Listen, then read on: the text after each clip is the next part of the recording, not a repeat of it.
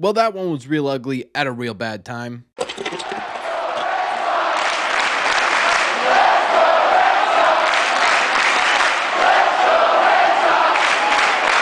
What is going on, everybody? Welcome back to Red Seat Radio. My name is Corbin. The Boston Red Sox certainly could have started off the second half in a much better fashion. They just went into LA and lost all 3 games. That officially puts the Boston Red Sox at 53-45 on the season, which is good for now 6.5 games back of first place in this division. And for the first time in a while, it also puts them out of a playoff spot, now 1 game back of the Royals. This is the last thing that this team needed. So what we are going to do in today's video is we're going to break that down. We're going to talk about what went wrong in this series and what it means for the future of the 2024 Sox. Thank you all very much for clicking on this one. Let's get into it.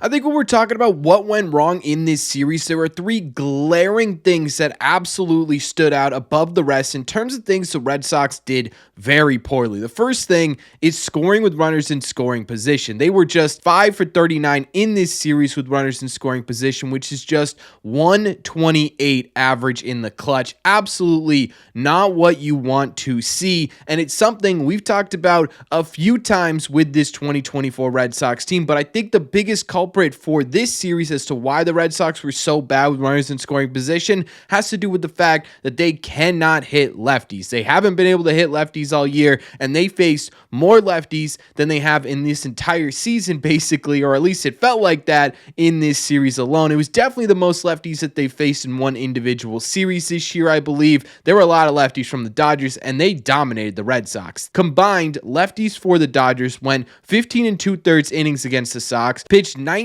strikeouts, and allowed just 5 earned runs. I mean, the clear standard here is very low for the Red Sox when it comes to lefties, and even by that standard, they got absolutely blown away. That is a 10.9 strikeouts per 9 from left-handed pitchers on the Dodgers against the Boston Red Sox here. That is just flat out outrageous. And we've been talking about this basically the entire season, and still nothing's been done about it. But there is one thing I want to talk about too, because despite the offensive downfalls in this series, in 2 of the 3 of these games, the Red Sox went into at least the 8th inning with a lead and ended up losing both of those games. That is because the bullpen has started to feel real short real quick. In 2 out of the 3 of these games, the 8th inning, Brennan Bernardino allowed 3 runs in a 1-0 game lead, Boston Red Sox leading and allowing Zach Kelly to get an earned run as well, leading to a Red Sox loss in the second game. The Red Sox went into the 9th inning with a lead, only for Kenley Jansen to blow a save. Of course, Kike Hernandez was the person to do that because why not, right? It's when I was watching that game, it was literally just like, please, anyone but Kike do this to us. And he immediately did. And then he did it again off of Greg Weissert, who blew the game twice in extra innings, eventually leading to the Dodgers walk-off. That, to me, was the biggest standout part in terms of poor performances in this series. It is extremely clear that the Red Sox, with both Martin and Slayton going down with injuries, have absolutely no idea how to fix the 8th inning. And that, to me, could be a really big problem for this Red Sox team, but there is good and bad news here. The good news is that this feels like it could end up being a bit of an outlier, and let me tell you why. The first thing is that Kenley Jansen normally doesn't blow saves, and blown saves are going to happen. There is not a perfect closer in the entire sport of baseball right now. His last blown save was back in April, I believe. He is not a guy who's going to blow a ton of saves. I don't expect that to be a common occurrence. As for the bullpen itself,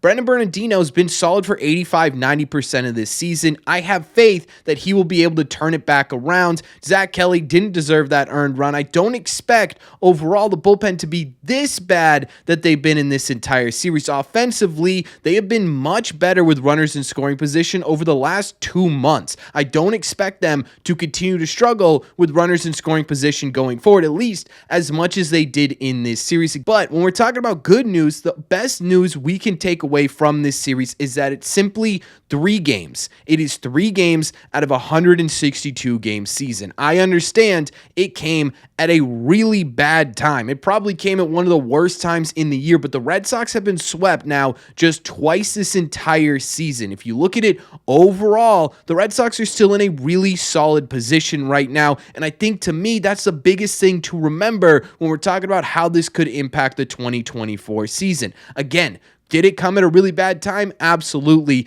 Is it just one series? Yes. There are going to be series this year where the Red Sox simply just don't look good. Every team in Major League Baseball, I don't care if you win 100 games, I don't care if you lose 100 games, you are going to have bad series. That's how it works when you play for 4 or 5 months. You are not going to be good every single month. And to me, that's the good news in this situation. But the bad news here is that these have been problems that could be easily remedied had this front office done anything this offseason that the Red Sox needed coming into the year, right? You look at the bullpen situation, that one's a little bit different because Slayton and Martin, if they were there, I think this series goes a whole lot differently. But now you look at it and you say, okay, is that another hole the Red Sox need to fill? Is there anybody in AAA that you can get up here and make a proper 8th inning guy? Is there anyone out there on the DFA market that you can come and bring in? Or is this someone that you now have to add to your list of additions at the deadline? Because it doesn't look like Chris Martin's anywhere near coming back. I don't really know where Slayton is. Alex Cora, when he went down, said, oh, he'll be back in the Dodgers series.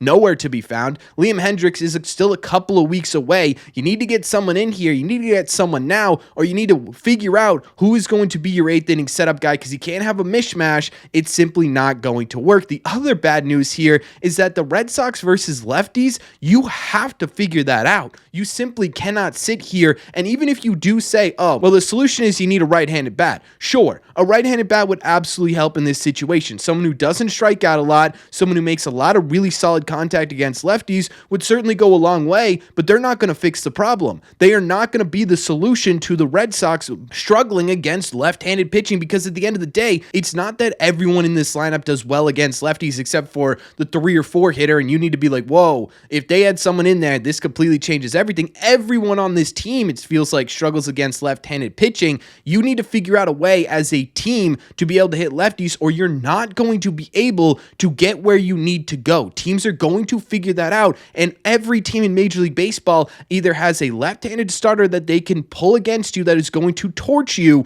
or they have late inning left-handed options that are going to come in big situations, and you're not going to be able to get anything done. It's a team issue more than it is they need to get an individual player. But in my opinion, the biggest bad news here is that you're starting to see these holes pile up a little bit. You're starting to sit there and you're like, okay, before this series coming into it, you were like, at minimum, the Red Sox need to get a starting pitcher, right? We've talked about this a million times. The Red Sox do anything in the deadline, it has to be starting pitching. Well, now you sit there and you say, well, do they also need a bullpen arm and a right-handed hitter? That becomes a pretty long laundry list of things the Red Sox need. They need to shore up these holes within themselves before this team gets to the deadline, and we're getting dangerously close. Overall, I think looking at this series right now, again, there's a lot of bad to take out of this, but there's a lot of things we need to also put in perspective before we start storming the gates, before we start saying this team is going nowhere, before we start saying this team needs to sell. There's a lot of things that you could overreact to in this series, but there's a lot of things to also remember about this series as well. However,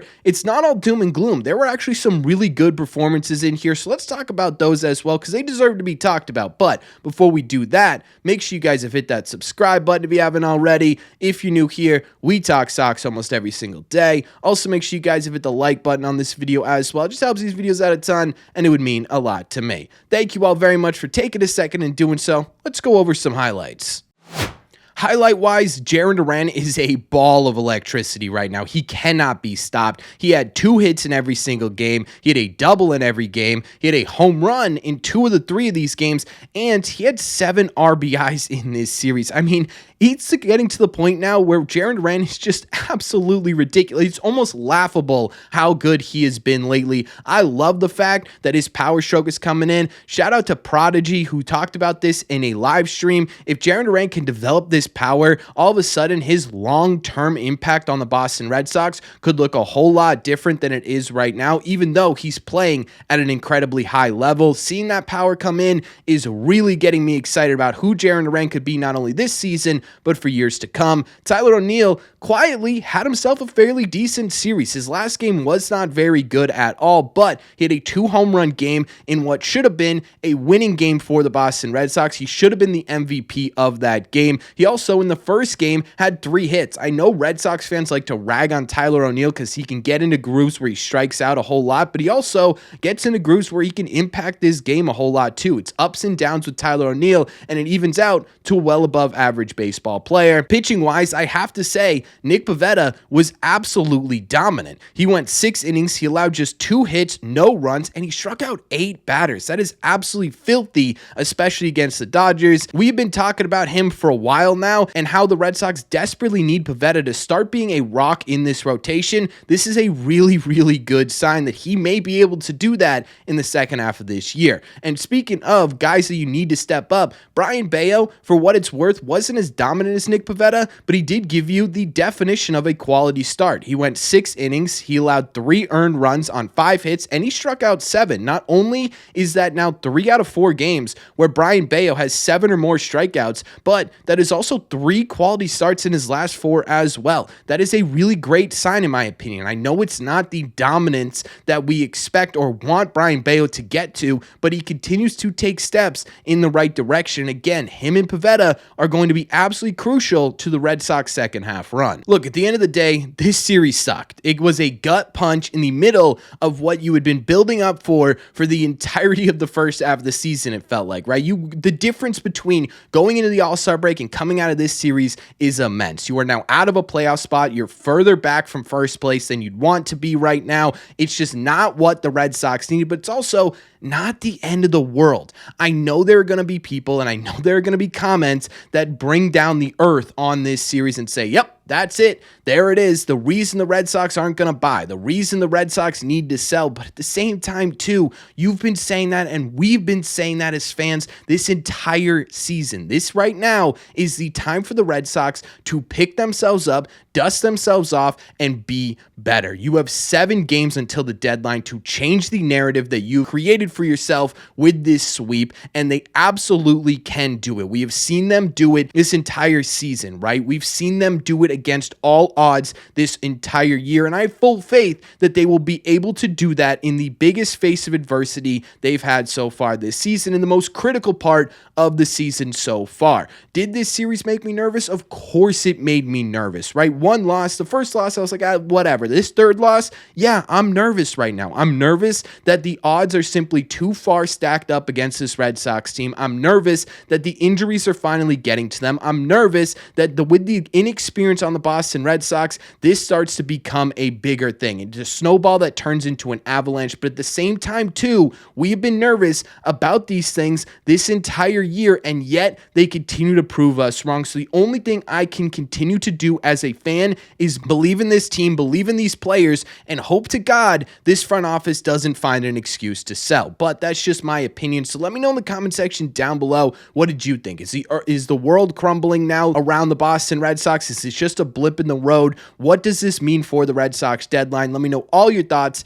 in the comment section down below. As always, if you made it to the end of this video, do me a favor, make sure you guys have hit that subscribe button if you haven't already. If you're new here, we talk Sox almost every single day. Also, make sure you guys have hit the like button on this video as well. It just helps these videos out a ton. It's the best way you can let me know you're enjoying the content we are putting out. Also, don't forget you can listen to these episodes if you want on Spotify, Apple Podcasts, wherever you get podcasts. All you got to do is head over there and look up Red Seat Radio. Thank you all very much for clicking on this one, and I will see you hopefully with better days to come in the Red Seats.